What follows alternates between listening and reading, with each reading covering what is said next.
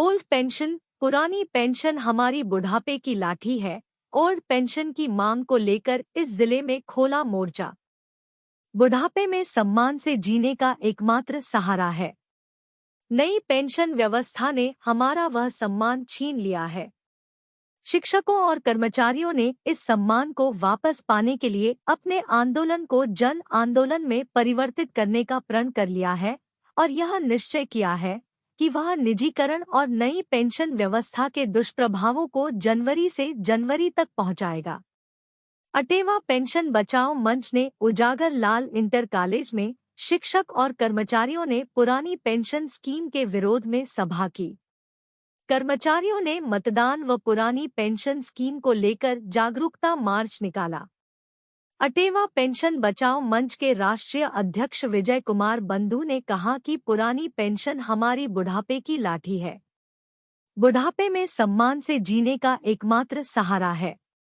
नई पेंशन व्यवस्था ने हमारा वह सम्मान छीन लिया है। शिक्षकों और कर्मचारियों ने इस सम्मान को वापस पाने के लिए अपने आंदोलन को जन आंदोलन में परिवर्तित करने का प्रण कर लिया है और यह निश्चय किया है कि वह निजीकरण और नई पेंशन व्यवस्था के दुष्प्रभावों को जनवरी से जनवरी तक पहुंचाएगा।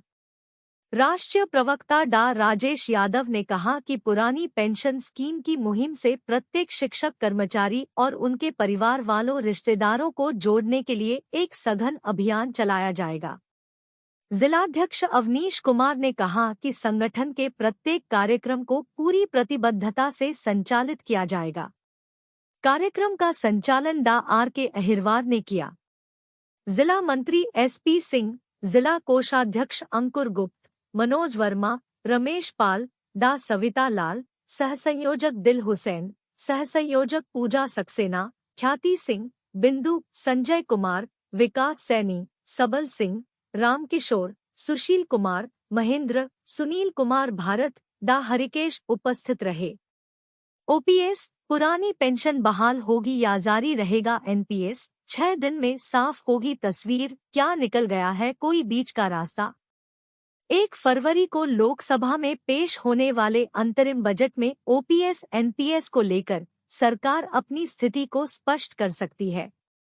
ये तय है कि केंद्र सरकार ओपीएस बहाली नहीं करेगी, लेकिन एनपीएस को ज्यादा से ज्यादा आकर्षक बनाने का मसौदा सामने आ सकता है। एनपीएस में जमा हो रहा कर्मियों का 10% पैसा और सरकार का 14% पैसा, इसमें बड़ा बदलाव देखने को मिल सकता है। केंद्र सरकार पुरानी पेंशन को लेकर बहुत जल्द अंतिम फैसला लेने जा रही है। जानकारों की माने तो 6 दिन बाद ही यह तस्वीर साफ हो जाएगी कि सरकारी कर्मी पुरानी पेंशन के दायरे में आएंगे या एनपीएस ही जारी रहेगा। सूत्रों का कहना है कि केंद्र सरकार ने कर्मियों के साथ टकराव से बचने का रास्ता निकाल लिया है। 1 फरवरी को लोकसभा में पेश होने वाले अंतरिम बजट में ओपीएस एनपीएस को लेकर सरकार अपनी स्थिति को स्पष्ट कर सकती है। ये तय है कि केंद्र सरकार ओपीएस बहाली नहीं करेगी, लेकिन एनपीएस को ज्यादा से ज्यादा आकर्षक बनाने का मसौदा सामने आ सकता है। एनपीएस में जमा हो रहा कर्मियों का 10% पैसा और सरकार का 14% पैसा, इसमें बड़ा बदलाव देखने को मिल सकता है। साथ ही पुरानी पेंशन में जिस तरह से गारंटीकृत शब्द कर्मियों को एक भरोसा देता है, कुछ वैसा ही एनपीएस में भी जोड़ा जा सकता है। डीए-डीआर की दरों में बढ़ोतरी होने पर एनपीएस में उसका आंशिक फायदा कर्मियों को कैसे मिले, इस पर कुछ नया देखने को मिल सकता है। रिले हंगर स्ट्राइक के बाद भी सरकार मौन। देश में पुरानी पेंशन बहाली की मांग को लेकर सरकारी कर्मियों ने राष्ट्रव्यापी अनिश्चितकालीन हड़ताल करने की चेतावनी दी है। कर्मचारी संगठनों का धैर्य अब जवाब देता हुआ दिखाई पड़ रहा है। केंद्रीय कर्मचारी संगठनों ने 8 जनवरी से 11 जनवरी तक रिले हंगर स्ट्राइक की है। इसका मकसद सरकार को चेताना था। National joint council of action (NJCA) के संयोजक शिवगोपाल मिश्रा ने रिले हंगर स्ट्राइक के अंतिम दिन सरकार को चेतावनी दे दी थी कि ओपीएस बहाली के लिए अब कोई धरना प्रदर्शन नहीं होगा। सरकार हमें अनिश्चितकालीन हड़ताल करने के लिए मजबूर कर रही है। देश में अगर 1974 की रेल हड़ताल जैसा माहौल बना तो उसके लिए केंद्र सरकार जिम्मेदार होगी। जल्द ही सभी कर्मचारी संगठनों की बैठक बुलाई जाएगी। उस बैठक में देश भर में होने वाली अनिश्चितकालीन हड़ताल की तिथि तय होगी। हड़ताल की स्थिति में ट्रेनों व बसों का संचालन बंद हो जाएगा। केंद्र एवं राज्य सरकारों के दफ्तरों में कामकाज नहीं होगा। देश में 1974 के दौरान हुई थी रेल हड़ताल। 1974 में जॉर्ज फर्नांडीज की अगुवाई में रेल हड़ताल हुई थी। उस वक्त कहा गया था कि सरकार अगर कर्मचारियों की मांगों को पूरा करती तो उस पर मुश्किल से 200 करोड़ रुपए खर्च होने थे, लेकिन सरकार को हड़ताल तोड़ने के लिए करीब 2000 करोड़ रुपए खर्च करने पड़े थे। इसके बाद रेल कर्मियों में असंतोष फैल गया था।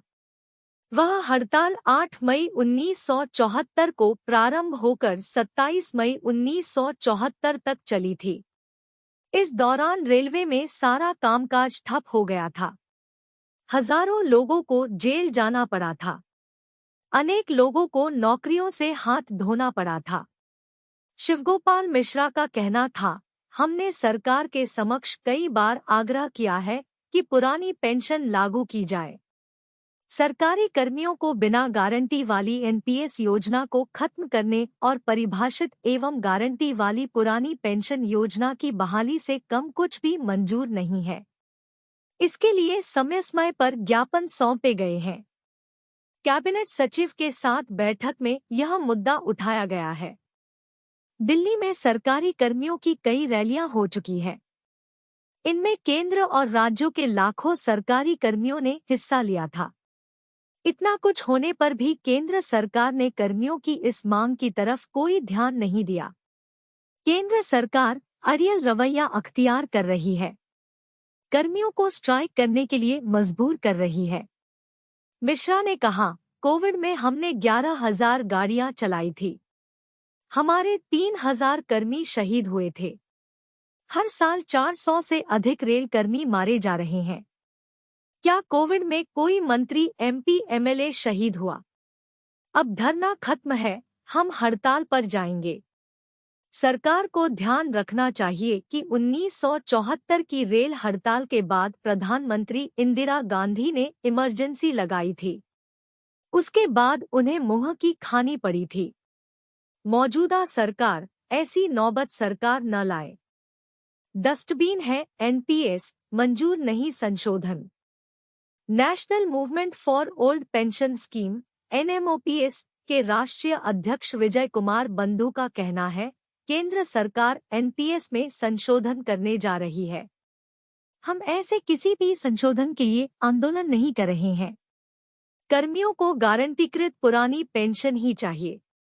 अगर कोई भी कर्मचारी नेता या संगठन सरकार के एनपीएस में संशोधन प्रस्ताव पर सहमत होते हैं तो 2004 फीट वाली गलतियां 2024 फीट में भी दोहराई जाएंगी।